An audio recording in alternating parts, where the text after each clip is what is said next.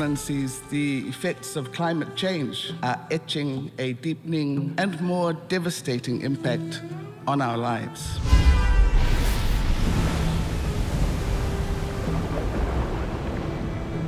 What are the immediate threats to the Pacific at the moment?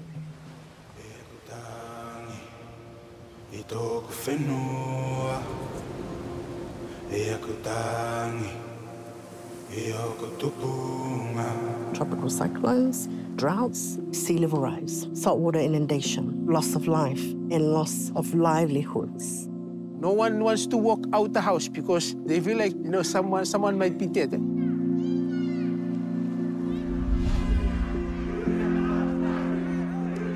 For people who don't know, the Marshall Islands contributes 0.0007% of the world's global emissions. But we're here facing the harshest challenges from climate change. So the importance of powering up is to, educate the community about the dangers of using fossil fuels. And then together, we can encourage the world to phase out of fossil fuels. This is our warrior cry to the world. We are not drowning, we are fighting.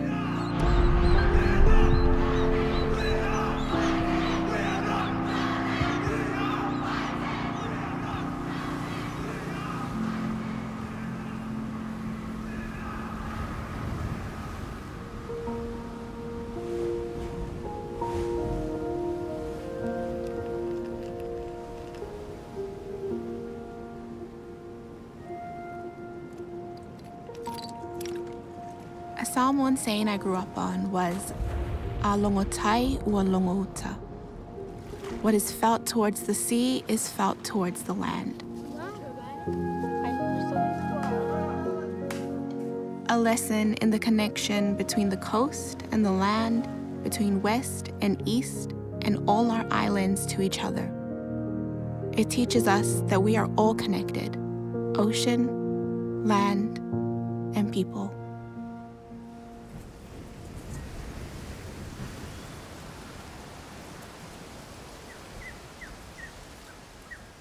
I remember so clearly the moment I learned about climate change. I was 11 years old, sitting in the classroom where my teacher wrote out the words on the blackboard.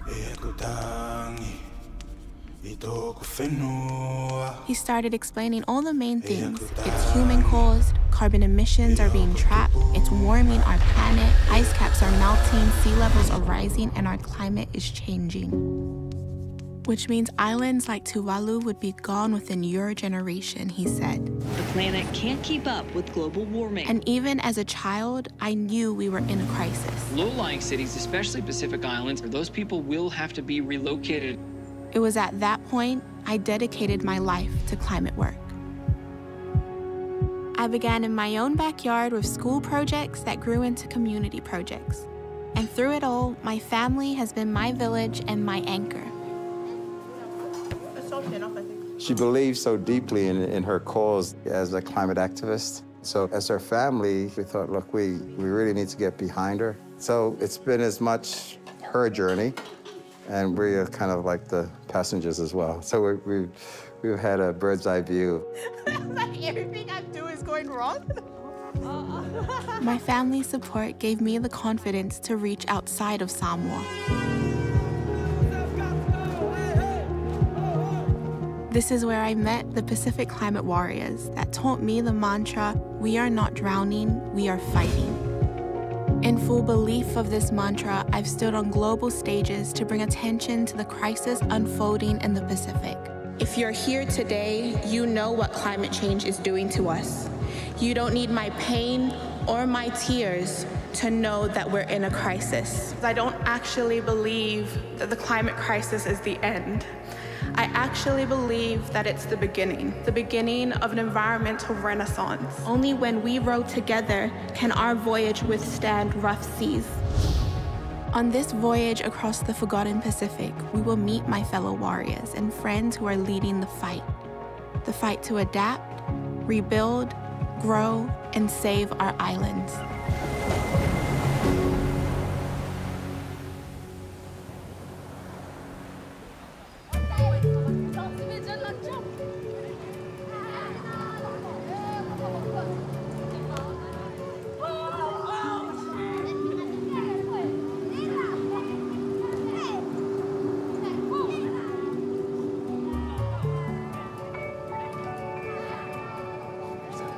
end up having these. Sweet. Yeah, so after Perfect. the types, I'll go to the types of water things and then body pairs. When I started my climate work in Samoa, I thought my friends and I were alone in this journey. But it turns out my fellow Pacific brothers and sisters were also fighting for their island homes. Trust, yes. Compassion, these are some of the qualities of a Pacific climate warrior.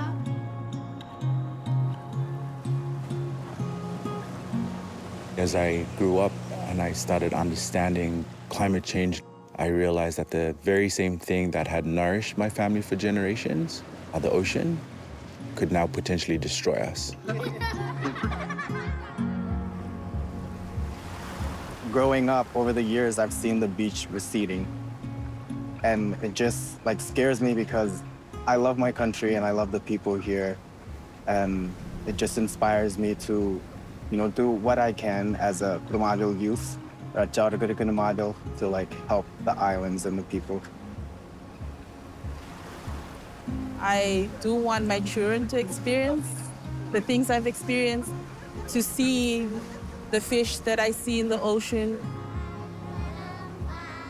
to have, the songs and the stories be more than just songs and stories, it be their lives every day.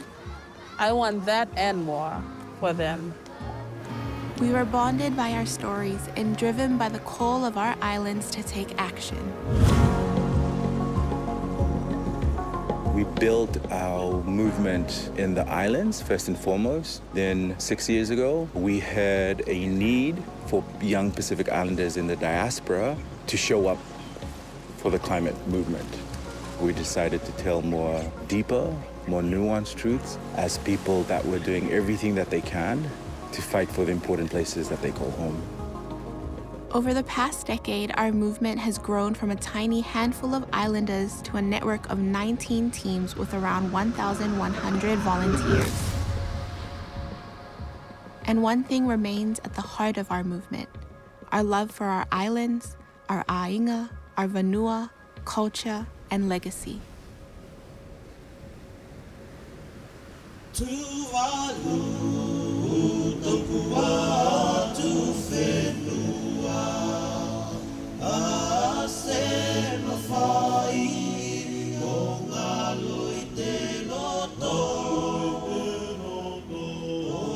When people think of climate change in the Pacific, sea level rise comes to mind, particularly for vulnerable islands like Tuvalu.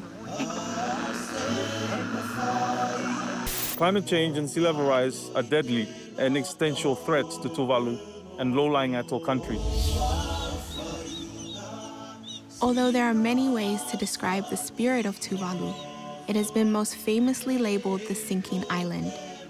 And according to scientists, it could be one of the first countries to sink due to climate change. It's home to 11,000 people and features the world's only airstrip that transforms into a playground.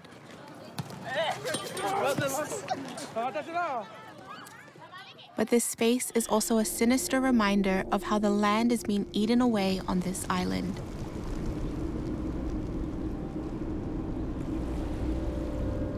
A number of islets fringing the lagoon have disappeared, not only on the main island, but in also the outer islands. So that's quite visible. The land is shrinking.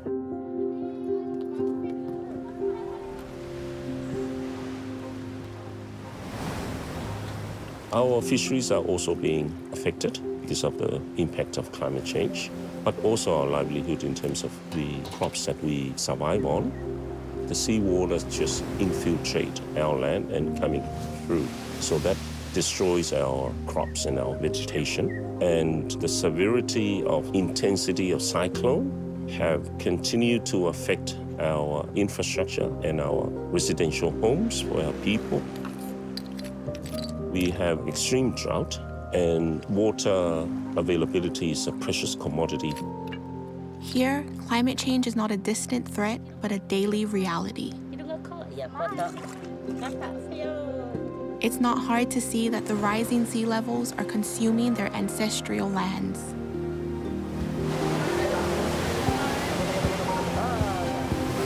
What do you do when your island is being swallowed by water, but you don't have enough water to drink? Sam, a fellow Pacific warrior, knows all too well what happens when the big tides come, but also how locals are coping with the best natural resources at hand. King tide is a seasonal thing that happens around March, and that's when the really high tides hit Tuvalu. When you see the lagoon side, you approach onto the land. When king tides, they'll be everywhere. There'll be heavy inundation. We've gone to other islands and seen graves being dug out by the waves, being pushed inland by the waves. It is sad to see, but it happens. Do people stay in home? Paint a picture for us. Okay, like if I was wanting to know what this community does during a king tide, what are people doing? What is the elders doing? What is the young kids doing? What are you doing? During king tide, it's basically normal itself. Even with the rising waters, we have to go to work, we have to feed our pigs, we have to do our chores. Even if the water is there, we can't do much. Yeah, life doesn't stop. Doesn't stop, you have to keep on going. I think that's a really powerful image, right? That even though Tuvalu's facing all of this, Tuvaluans don't stop. Yes. They're not sitting down and waiting. They continue with life. Yes. Are you feeding the pigs when the king tide comes? Me and my cousin go, yeah, me and my cousin go. Tuvalu holds a special place in my heart. My Papa Po'onga came from Tuvalu. He left when he was young for Samoa. But he never stopped talking about wanting to come home where my 90-year-old grand aunt Tokanimani lives. She tells me that my return is also my Papa's return. I'm so grateful my cousins can care for her and that the youth here not only look after our people, but you can see them also looking after the land. For our low-lying atolls like Tuvalu, mangroves are becoming their defense against regular king tides.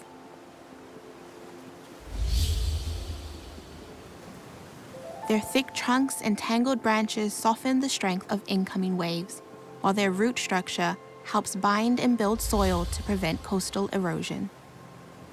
An amazing project is underway, led by the Fōlingafō youth who have been planting mangroves to safeguard and protect their already fragile shorelines. While the wider questions of their future loom overhead, for these communities, looking to indigenous planting knowledge from the past is helping them survive in the present.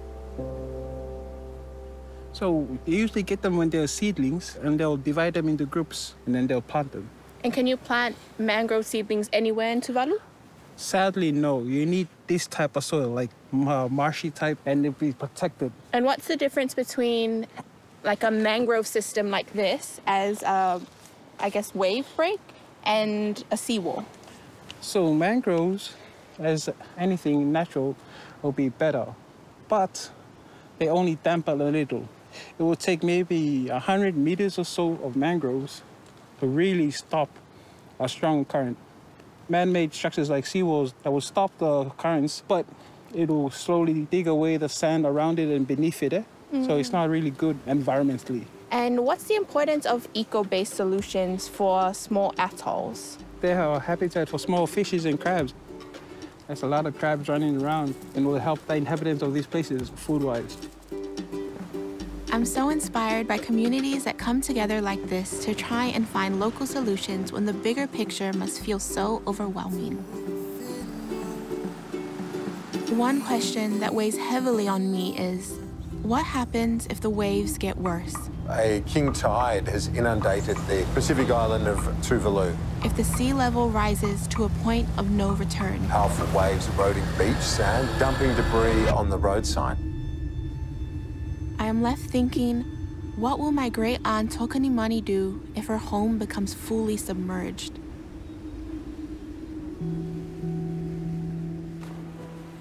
Oh, I don't like it. I can't be too bad. I can't find I find a tie, Takutama.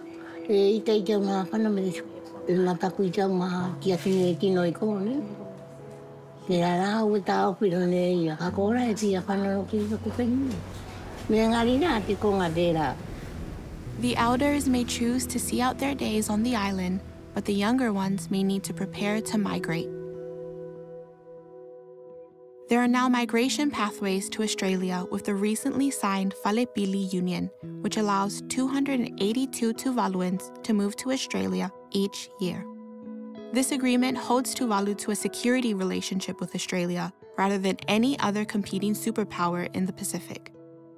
The Falepili Union Treaty may signal good news to many and controversial to others, but for most Tuvaluans, the idea of leaving thousands of years of land and culture is unimaginable. You never want your home to be taken away from you, but things are happening now, so we have to live with the future and, I guess, roll with the punches and move with whatever is changing with the climate. What will happen to the future generations of our country? This is the type of things that we think about when we say leaving Tuvalu. Migration issues are fraught with complications and haven't always led to greener pastures. For the people of Tuvalu, the pressing question is, if the worst-case scenario happens, how do we preserve our culture and identity if our land disappears?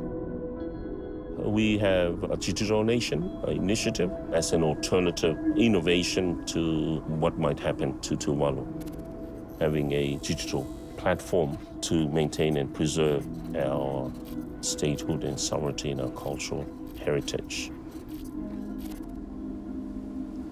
We've had to take our own precautionary steps with the Future Now project.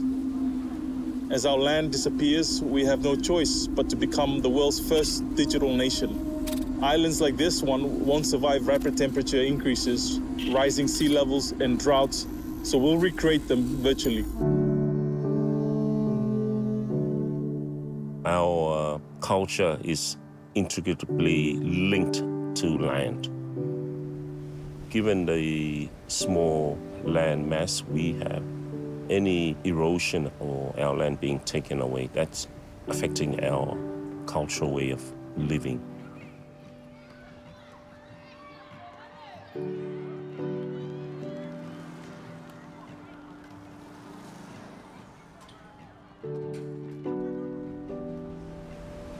My father was buried here, and his father's father was buried here. And I want to be buried here. If I have children, I want to have them to have a place here to call their home. Being on the ground here in Tuvalu has been bittersweet. One second, I'm overjoyed meeting new family, and the next, my auntie asks me, "Brianna, you're the climate change girl. Is it true? Are we really sinking?" I came here looking for answers, while this community looked for answers in me. It breaks my heart that this crisis has not only physically harmed this community, but you can see in their eyes it lays so heavy on their heart. A crisis they did not even create. A crisis caused by an industry that probably doesn't even know how to pronounce Tuvalu.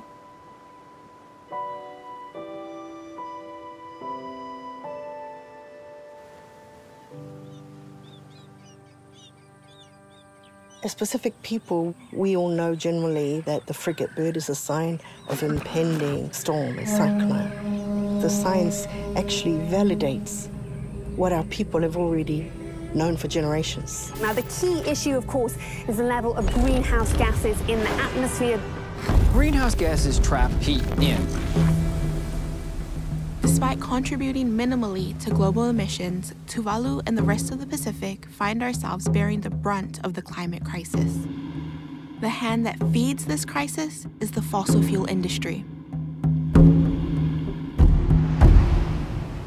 The fossil fuel industry is a small group of corporations that extract coal, oil, gas from the environment for their own benefit.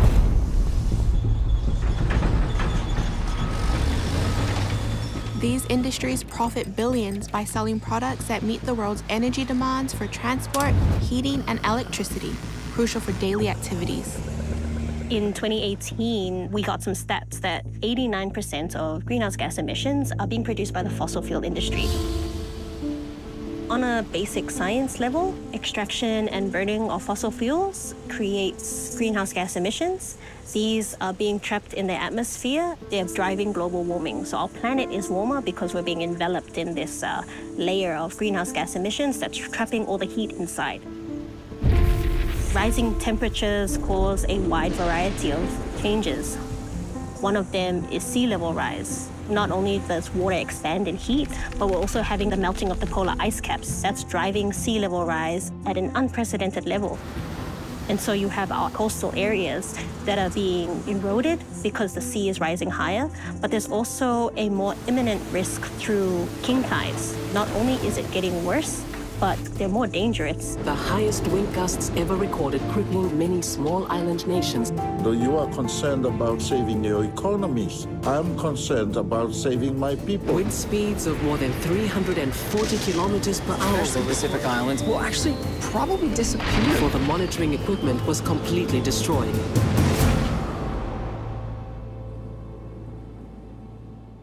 The world has more than enough renewable energy to meet the demands of every person on Earth, but we are still seeing the expansion of this industry, which just last year raked in record profits.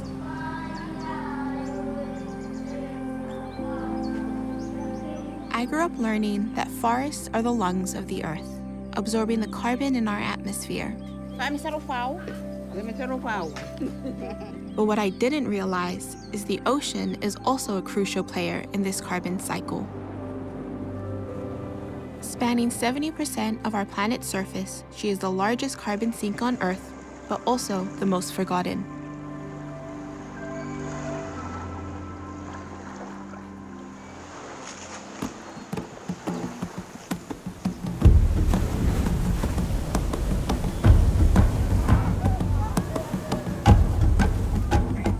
Fiji is home to some of the best climate warriors I know, all raised by the ocean. However, beneath the ocean lies clear signs of a depleting ecosystem. Made up of over 300 islands, it's a nation deeply connected to the ocean, a vital lifeline that sustains its people, culture, and economy.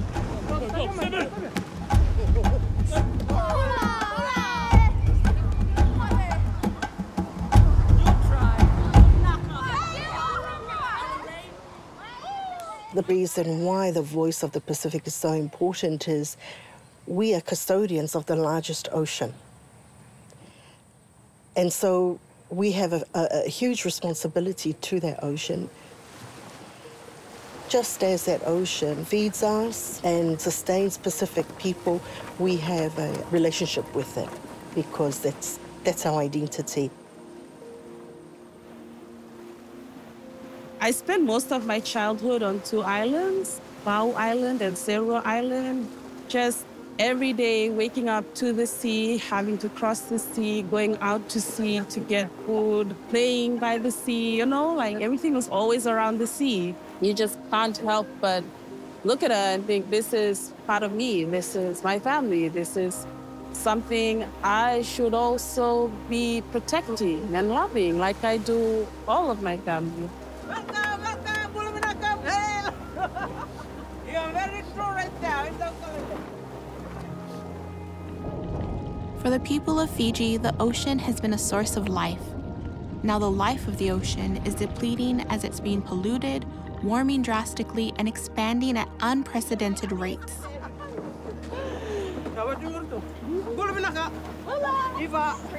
Brianna. Nice to meet you. When you think about how we are destroying the earth through all these human activities, it's heartbreaking. Like, how can we be okay to continue to pollute our ocean, but just throwing your rubbish on the ground, in the water, in the drain? All rivers lead to the ocean. Cities and towns that have these sewage systems that just pump straight out into the ocean, you know, with no regard. It is frustrating to see the life of our ocean decline in so many ways because of human behavior. The ocean has an important role. The ocean is also living. It needs to be part of the conversation. It's the one that's absorbing all the heat, that's regulating the temperature of this planet, that's keeping all of these ecosystems alive. What people may not know is that this huge body of water provides half of our needed oxygen, absorbs a quarter of all carbon dioxide emissions, and traps 90% of extra heat produced by these emissions. But with the continued over-extraction of oil, gas, and coal by the fossil fuel industry, our oceans are struggling to regulate the world's temperature.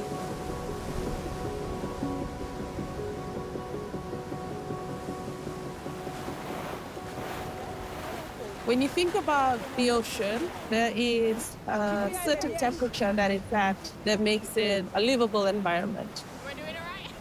What happens is when we're pumping more carbon into the atmosphere, is that you already have the sun, and it's like shooting down all this heat that then goes out again into the atmosphere. And so what happens is they trap more heat inside the Earth. And once this heat is trapped here, the responsibility falls on the ocean to regulate this heat.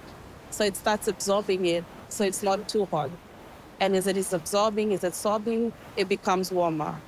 We are having all of these human activities at an alarming rate, and we've reached this tipping point, this crisis now where she can't absorb anymore. You know, she's starting to reach that point.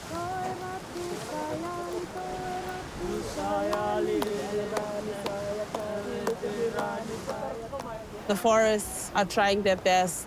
The mangroves are trying their best. The ocean is trying their best. The humans really should be trying their best too. Okay. Yeah? Alice has got you. Alice, you've got me? Yeah.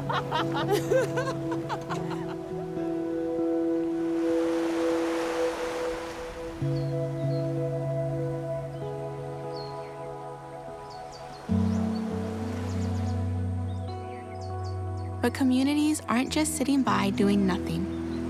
On the other side of Fiji, Leluvia Island is a perfect example of locals adapting to the effects of climate change. They have taken matters into their own hands by planting heat-resistant corals that can thrive in warmer oceans, in the hopes that this will revitalize their coral reefs. Coral reefs are the backbone of coastal villages and are crucial in providing food security and coastline safety. Across generations, local fishermen have depended on the bounty of the reefs to sustain their livelihoods. During cyclones, they act as a natural breaker for huge waves. As the waves collide with the structure of the reef, they are weakened, dissipating their energy and reducing the impacts on the coastlines. But with recent events, the locals have seen coral bleaching deplete their reef one structure at a time.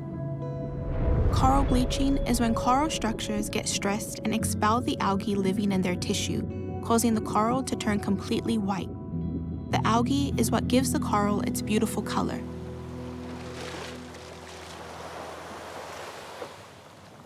The water temperature has been rising because of the climate change, and then the water temperature keeps rising and rising and rising. So some of the reefs closer to the islands, the corals, they cannot grow well into the water because of the high temperature. So most of them are bleached out. So what we are trying to do is just trying to restore and regrow the corals that have been destroyed by this high water temperature. Saru and his team collect bleached coral from the coral structures by the reef and bring them back to the nursery closer to shore, where they nurse them back to life. We leave them there for a few weeks, and then once we see it starts growing, we bring them out into the outer reef, so they can come and then be out here in the wild.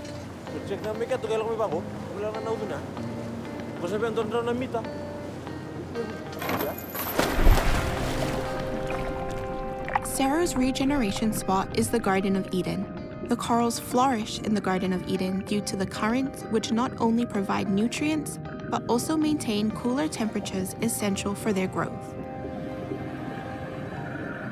Once they get to the Garden of Eden, they are put on tables to adjust to the water temperature before they go and replant them onto dead coral.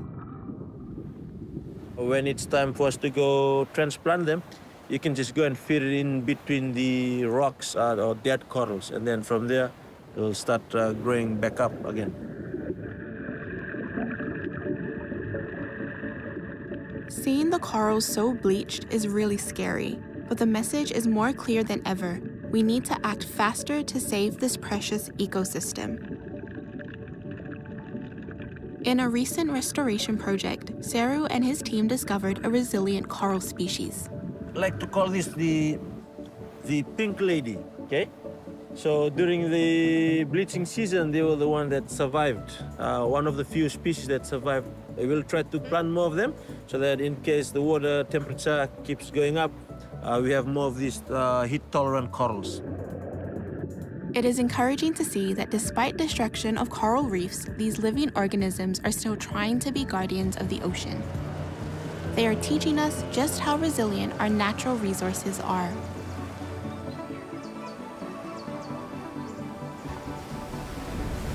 Ocean conservation, climate change, helping communities to adapt. I just have to say, like, it's only up to a certain extent, right? At the end of the day, coal, oil, and gas is still being extracted, it's still being pumped out there, and we can do as much as we can from our communities, but at a global scale, there's still a lot that needs to be done as well for them to step up.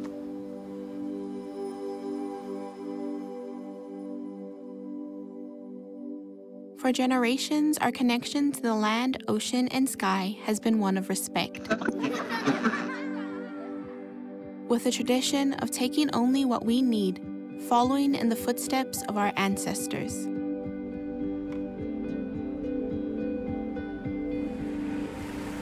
Over in the Republic of the Marshall Islands, my fellow warriors remind me of what can happen when we disrupt the natural balance of the earth. Already battling with the climate crisis, they are now facing the additional threat of toxic nuclear waste seeping into their waters.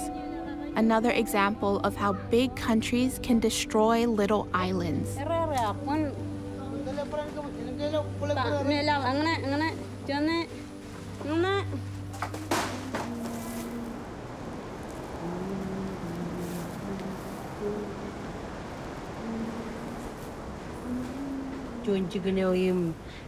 Flat Island, kan, echala toli, echala kain, agai chuan, chikuneo me, yala oceaneo iteri, meureo me kami meuregan lodget, ya, any import lodget parenot, the way. Chỉ còn mấy year không tệ in Muro ye janot chon Muro em manum chỉ pendolum lale road.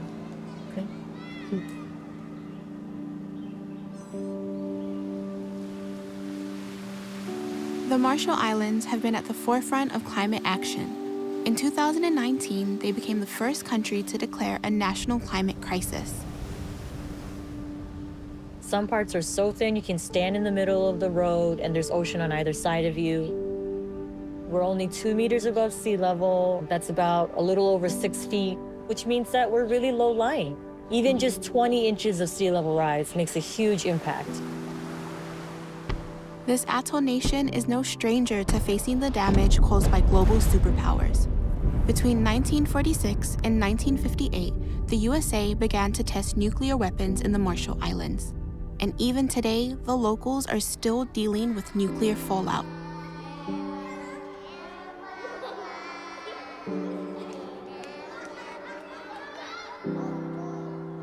We have some of the highest cancer rates in the world, massive increase of birth defects from Marshallese women giving birth to what they call jellyfish babies because they didn't realize that, you know, the poison from all of those nuclear weapons impacted their bodies.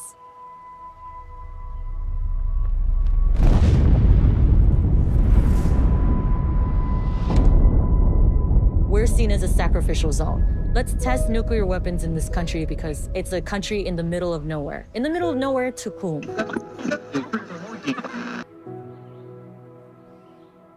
And then it's the same thing with climate change. Why should we have to be, yet again, another sacrificial zone? We've already lost islands, and now we're about to lose more because of the climate crisis.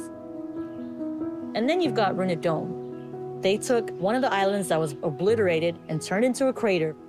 They shoveled a bunch of nuclear waste on it, capped it with a concrete dome, and now, because of the rising sea level, that concrete dome is leaking nuclear waste into the Pacific Ocean. So Runit Dome is the perfect metaphor for the intersection between climate and nuclear issues. As the sea level rises and further cracks Runit Dome, the nuclear waste will increasingly devastate marine life. The nuclear waste will also make its way up the food chain to be in the seafood that Marshallese people depend on.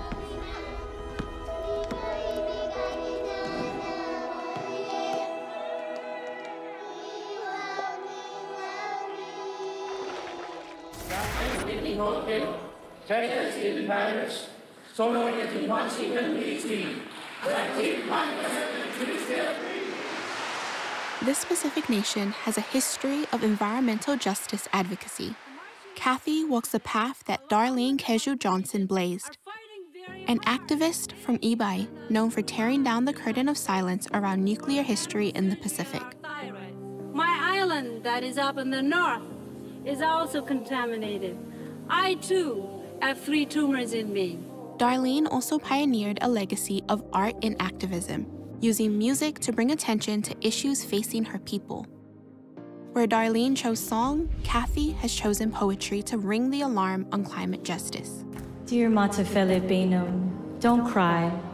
Mommy promises you, no one will come and devour you. No greedy whale of a company sharking through political seas. No backwater bullying of businesses with broken morals. No blindfolded bureaucracies gonna push this mother ocean over the edge. No one's drowning, baby. No one's moving. No one's losing their homeland. No one's becoming a climate change refugee. Or should I say, no one else.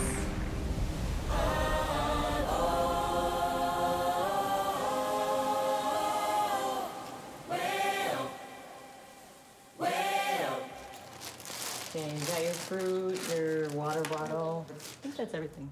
So what I always tell people is, I didn't know how to speak to world leaders, but I had my daughters, so I thought I'll just write a letter to my daughter, because I would want her to know that there's all these people who are trying to fight on climate change and who are doing all the work. So the poem, that's what the poem became. It was about. And I always tell people it's one of my most hopeful poems. The first time I met Kathy was back at a COP climate summit in Paris back in 2015. Try to scare them, you're gonna try to be hopeful. Many people outside the climate space won't know about this global conference and how the Pacific has to fight for ambitious climate goals to be included in the agreement. The Paris one especially was so overwhelming. Was that your first COP? Yeah. Was that yours? Yes. It was, yeah. COP is short for Conference of the Parties, and basically this is an international annual meeting on climate change. All the countries come together to meet on the Paris Treaty and talk about global obligations to addressing climate crisis. We've been holding the line long before COP existed, so it's important that we continue to do so and continue to hold our ground. From this conference emerged the Paris Agreement, a symbol of hope for our climate-vulnerable communities. This is a pivotal agreement, rallying all nations to pursue efforts to limit global temperature rise to well below 2 degrees Celsius above pre-industrial levels, with a striving effort to cap it at 1.5 degrees.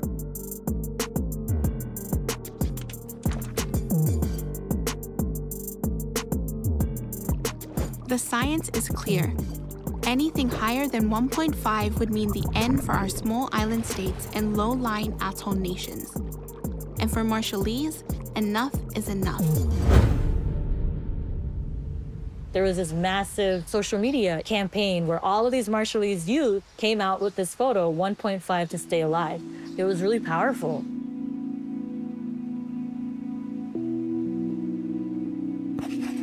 We get to Paris, we're in the meetings, we're getting ready to negotiate the treaty. I've never been to a COP, but I am hearing from folks 1.5 isn't gonna happen. It's not gonna happen. But somehow, our minister was able to gather some of the biggest leaders together and convince them to keep 1.5 in the treaty. And so they got 1.5 in the treaty. By championing the 1.5-degree target and rallying support from other small island states and developing nations, the Marshall Islands helped boost ambition of the agreement, emphasizing the urgent call for greater climate resilience and mitigation efforts. Back home on Majuro, locals recognized they needed to speed up their adaptation efforts. The prospect of big nations reducing their emissions isn't promising enough for the survival of these coral atolls. They have had to look to adaptation as their reality. We were forced to change our focus to adaptation because we knew that the climate impacts, they're coming down the pipeline, they're going to be bad, they're going to be massive, and we needed to start planning for it now, and we need to start protecting ourselves now. From not just advocating internationally for folks to lower their carbon emissions, but also shifted internally and protected in a way that fits in line with our culture and with our own values. So that means engaging communities, getting their perspectives about what kinds of adaptation they want to see. Do they want to leave? Do they want to stay? Do they want to lift up islands? Do they want to relocate to another island?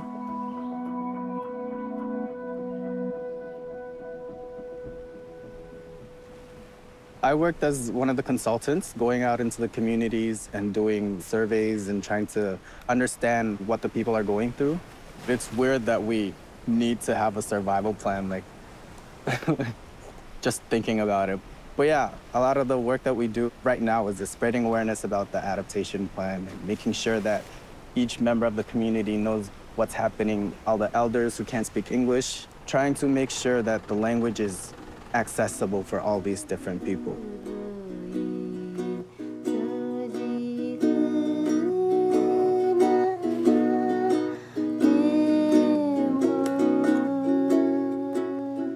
Youth Group Jojikam are continuing the fight for climate justice by empowering the next generation of Marshallese to address the impacts of climate change on their atoll.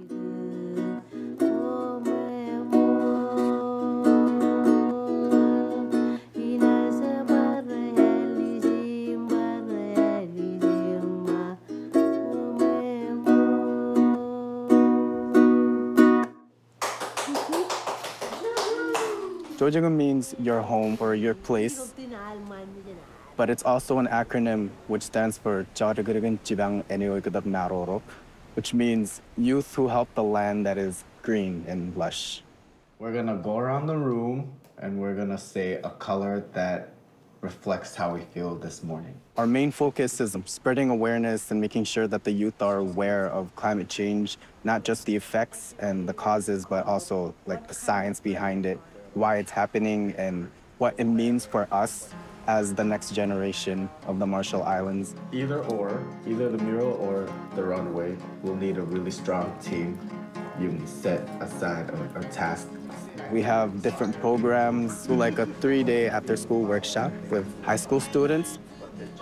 We teach them about the importance of phasing out of fossil fuels. Also, we have the Climate Change and Health Arts Seminar, which happens every summer. We gather high schoolers from all the high schools around Majuro and also some of the neighboring islands, and we teach them about the effects of climate change on health, our mental health, how it affects food security and all the diseases that come with the changing in the weather patterns, how it affects our culture even, and what that means for us. Climate change effects come in all shapes and sizes. In addition to visible physical loss, the people of Marshall Islands are also dealing with cultural loss. One tradition that is quickly slipping away is weaving, a vital part of Marshallese culture for thousands of years. The women here are renowned as some of the finest weavers in the Pacific.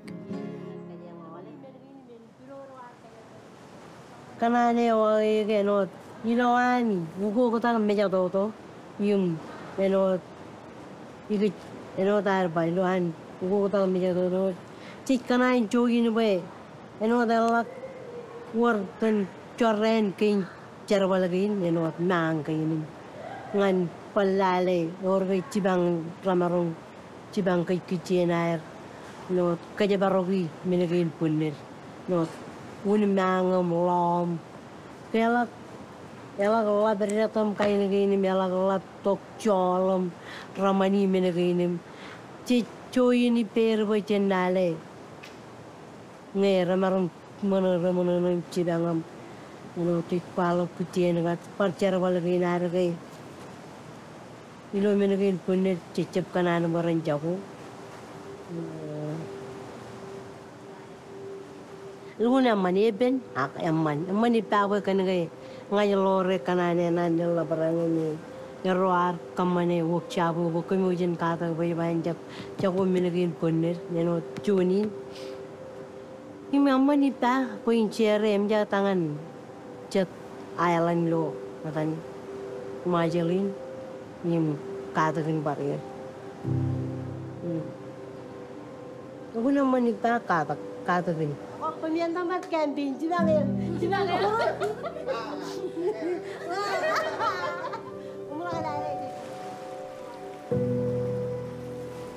Living on a low coral island, it's close to the sea. You can feel the trade winds. You can see the green leaf. Living. This is Kalalen 30 years ago. And this is where we're standing, right here. Now that you were on the island. This part is gone. This part is gone. We lost up to 30 meters of land, not feet, meter. So,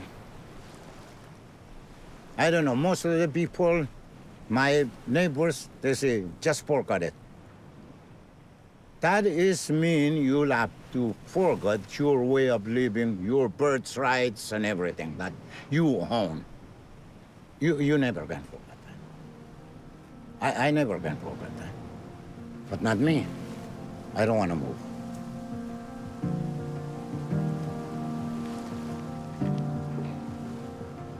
Kathy and Jabad opened my eyes to a new legacy that they want to rewrite and leave behind. A legacy of artivism. The reputation they have to stand for justice is woven into the very fabric of their music, poetry, murals, and stories.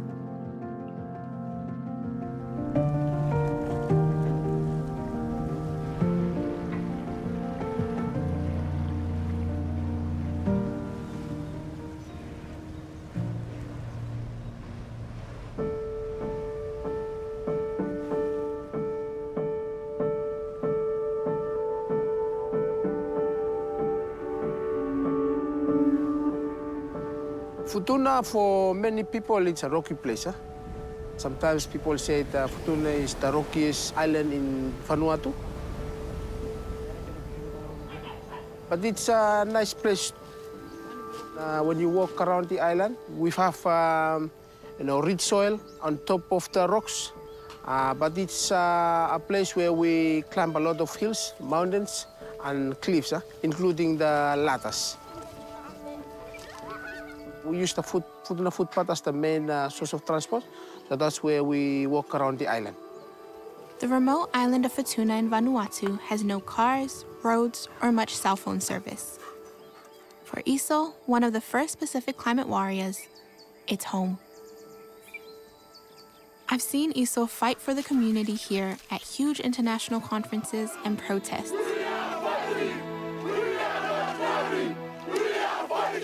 Most people, they just sit and they wait.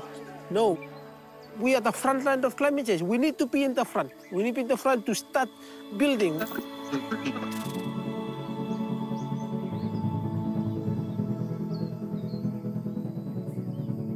The first action I've participated in is in Newcastle. I think it was in 2014, where we built traditional canoes and brought it over to Australia and blockade one of the biggest coal mine port in Australia. One of the most reason why I decided to come back and spend like most of my time here in Futuna is because I realized that, we were talking about the scientific facts of climate change and all these important issues overseas, and big meetings are happening there. But my people, they don't have any idea of what we are doing. Even though we represent them, but they don't have enough information of these changes. So I decided to come and tell them, sit with them. Climate activists can sometimes fall into the trap of worrying so much about shouting to the world that we forget to talk to our people.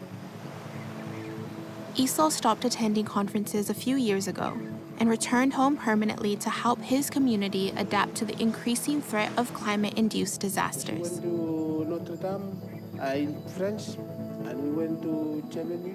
For years, I've been inspired by Esau's activism, and now I get to see its roots.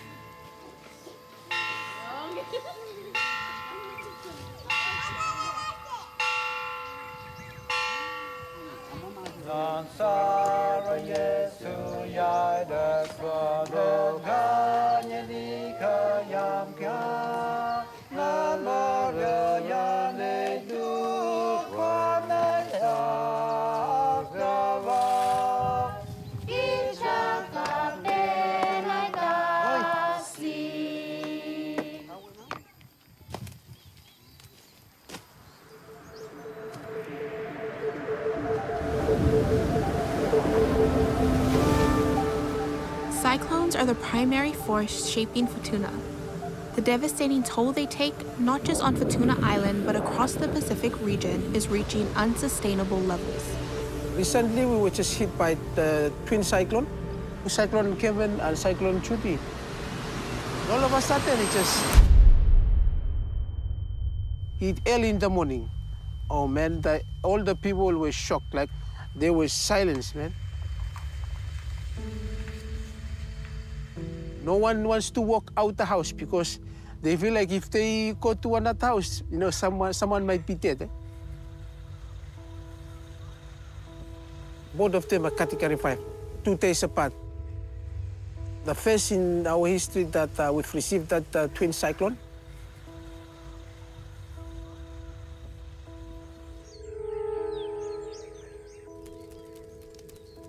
Ni whakeiai, pe ata cyclone ni mai ni taime tia whare tangata. Ma ni taime tia rakau ma vere ma. Ni pena vipi tangata ngo poto ya kai. Ma ni hipe mo.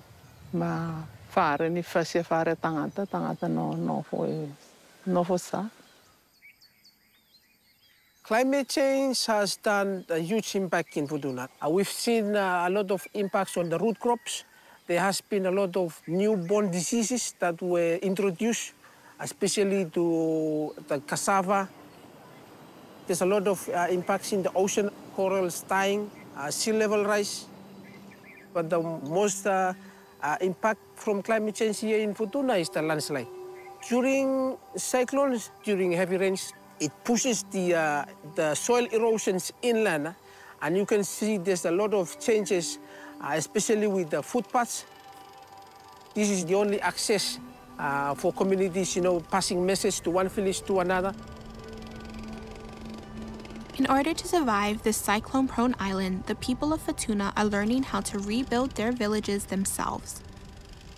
Walking is the only way to get around on the island, and the destruction of roads by Cyclone Kevin and Judy has made rebuilding these paths challenging. Yeah, so what's happening now is the community from Mission Bay. So they're actually constructing the road, mainly cut the side of the road, because this is the usual landslide where after the cyclone, which is the main footpath connecting the village from Mission Bay to Herald Bay.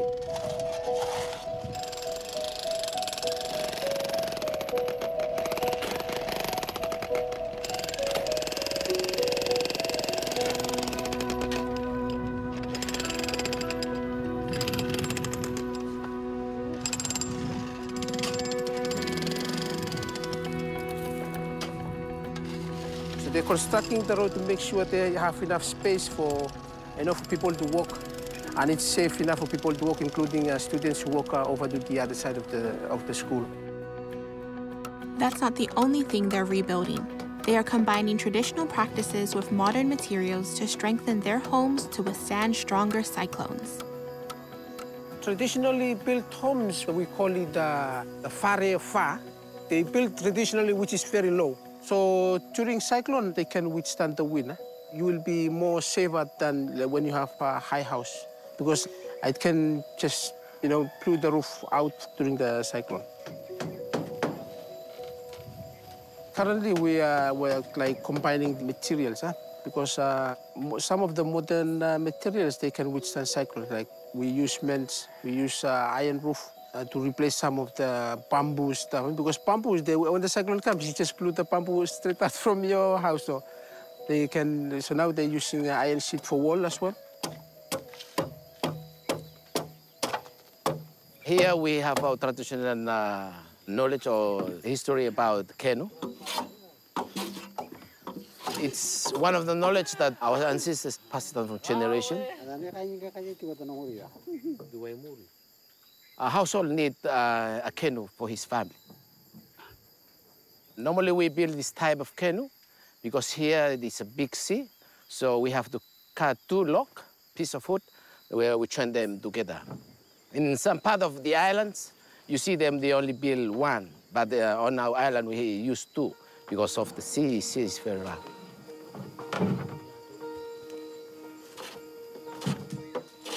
Most of our canoe were damaged by the cyclone, so we have to rebuild new ones because these are only the main source of canoe that we bring our meat back or food security. So we want fish, we have to build canoes.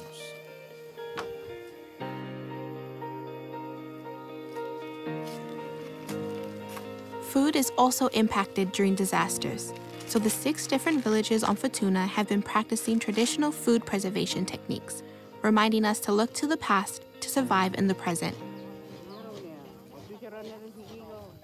Climate change has been changing a lot of the environment, especially with traditional activities such as doing gardening, food preservation, also traditional fishing techniques as well.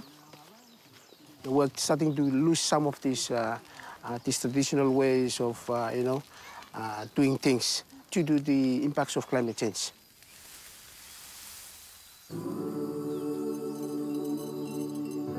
Not just because of the weather, but it's also because we are losing some of the resources.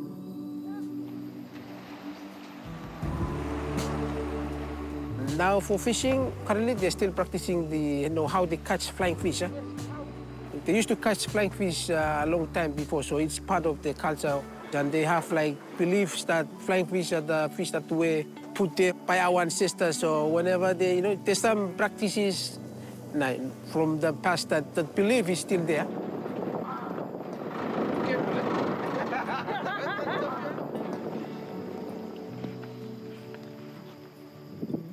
I think about my kids. I think about because I have 4 sons.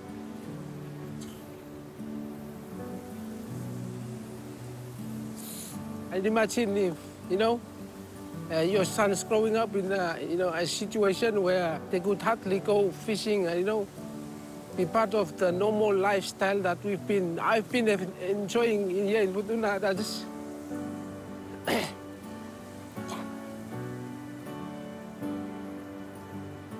I'm sorry. Yeah, so I want to show my kids that they have to be strong, have to be strong so that in the future they'll get the worst of the impacts of climate change. Even for an island that is constantly adapting and rebuilding, they hold so much joy and even more fight.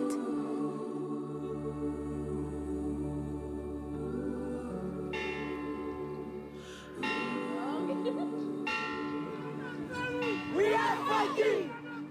We are fighting! We are fighting!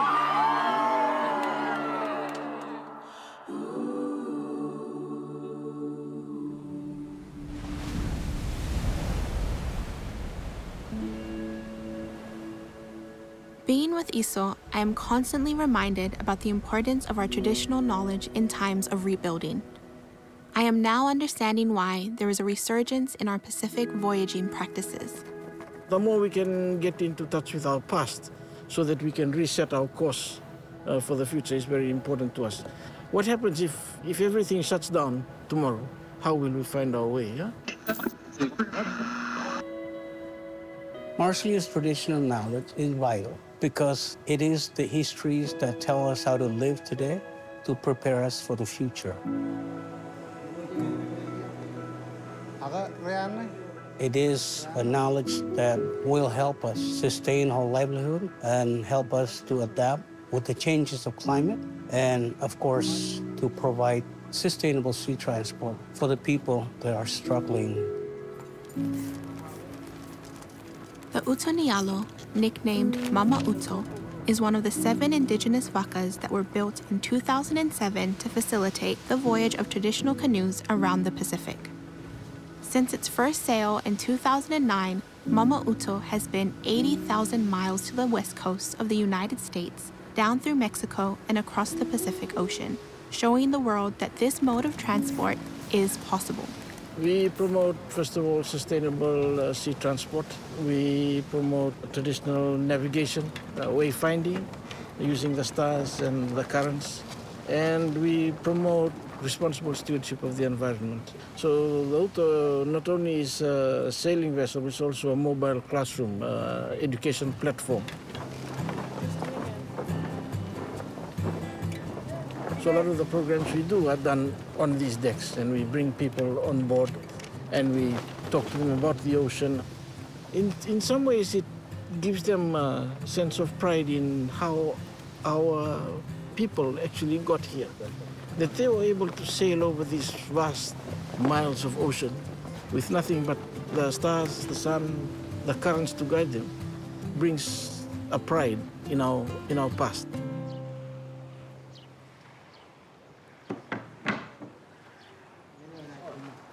We are at the One Alien Module, Canoes of the Marshall Islands program here in Delap village in Majuro, Marshall Islands.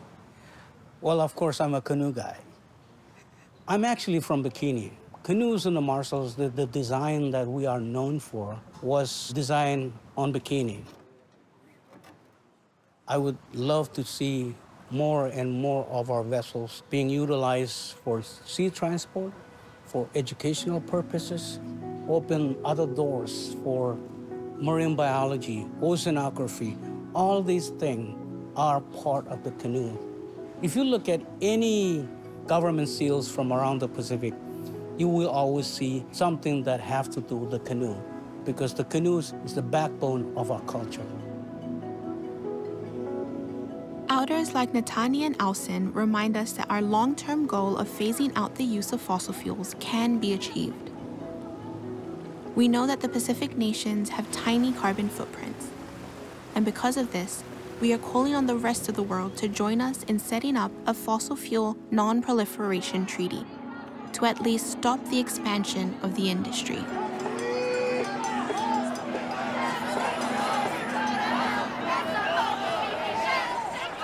Why is it important that the world knows about this treaty?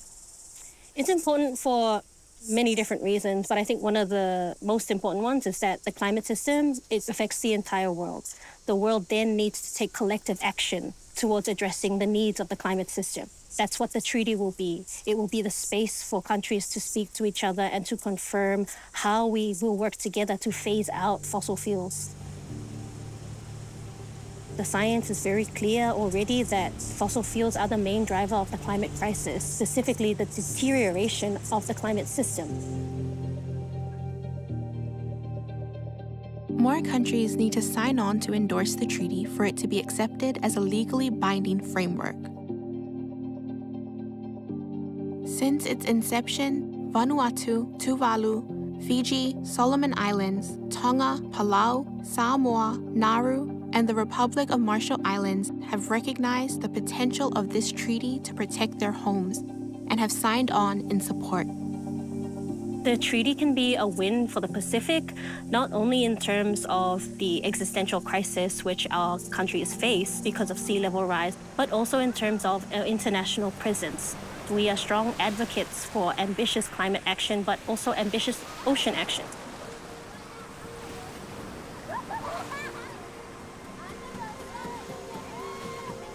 A treaty that creates binding obligations to phase out and decrease the use of fossil fuels would be a win not only for us, but I think for our future generations. It just furthers this idea that we have always believed, which is that we are stewards. We don't hold on to the land or to the ocean for ourselves. We hold on to it for our future. These days, Pacific climate leadership is important. Otherwise, we could face irreversible damage to our place in this world. For me, activism has been so important as this has been our way we have pushed our demands over the line. Being present in negotiating rooms, at protests, running campaigns, making our voices heard locally, regionally, and internationally. Now more than ever, we are in need of regeneration, a restoration of the balance between us and Mother Nature. We know that this balance is possible. I saw it being nurtured everywhere I visited on this journey. Now, I head home to see the regeneration happening in my backyard.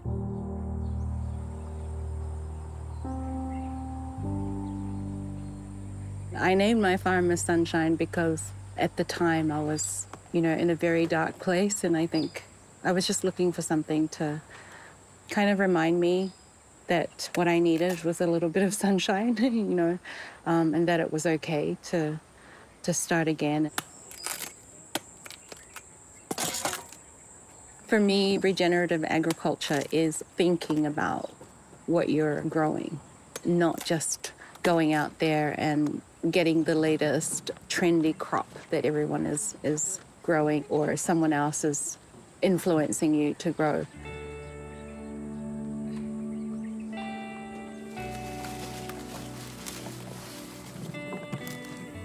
I wanted to grow a variety of fruit trees, ground crop, and then the cocoa was kind of my inspirational crop, and coffee, and because I love both. Agriculture to me is about consciously thinking about how you're going to impact the land and what fruit crops and food crops that are going to actually support the biodiversity of the land that you're on. The time that I looked out and I saw the cocoa pods and all of that, it was to create something that was always, looking into the light.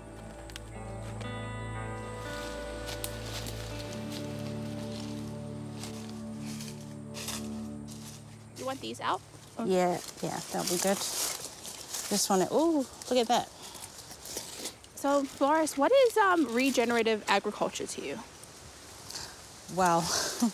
It's not just about regenerating trees or food or, vegetables. It's about regenerating all the microorganisms, all the living things under the ground. When you cut things out, you could be cutting out something, really important to the soil and to the ecosystems, surrounding that. And so I think it's important to really consider the entire environment. It's about making sure that all the plants are thriving around that and multi-cropping, putting in also plants that are, go back in there, worm. Plants that actually are going to help the soil. Sometimes if you plant something and it doesn't grow there, you shouldn't keep trying to plant that thing there because it doesn't belong there. So you really need to grow things that really thrive in that space.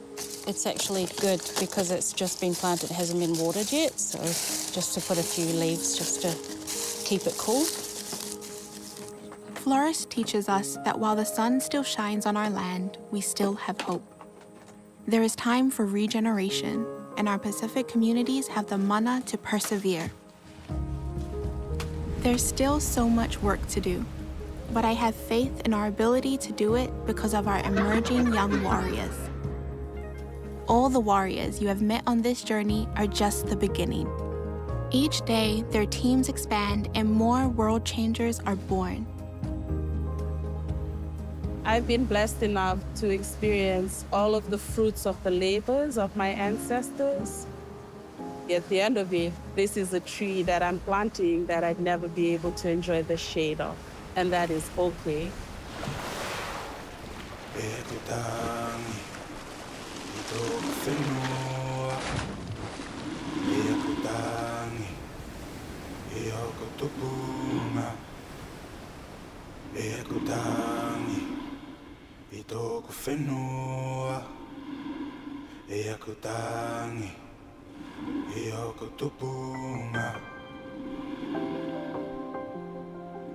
Did you know this is my first time up north? No way. Yeah, I've never been this far up. Meeting all my dear friends in their home countries was like seeing them fully for the first time. All the little things that make these unique warriors tie back to the places they call home. We are nothing without the land and ocean we call ours. I am nothing without Samoa. So when people say, make them move, I say, I won't go. This is where I know I will rest. The place that stores my family's memories. I call for Samoa, and I know Samoa calls for me. She calls for me to fight. She calls for me to wield words that will speak life into the island that we will not let drown. The way she calls for me, I know my friends' islands call for them. Because what if, in trying to build the world that our children deserve, we find our way back to ourselves? What if our oceans and lands are yearning for us to remember who we once were? We are voyagers, we are weavers, we are healers, we are the fiercest stewards. If this is true, then this is not the end, but the beginning.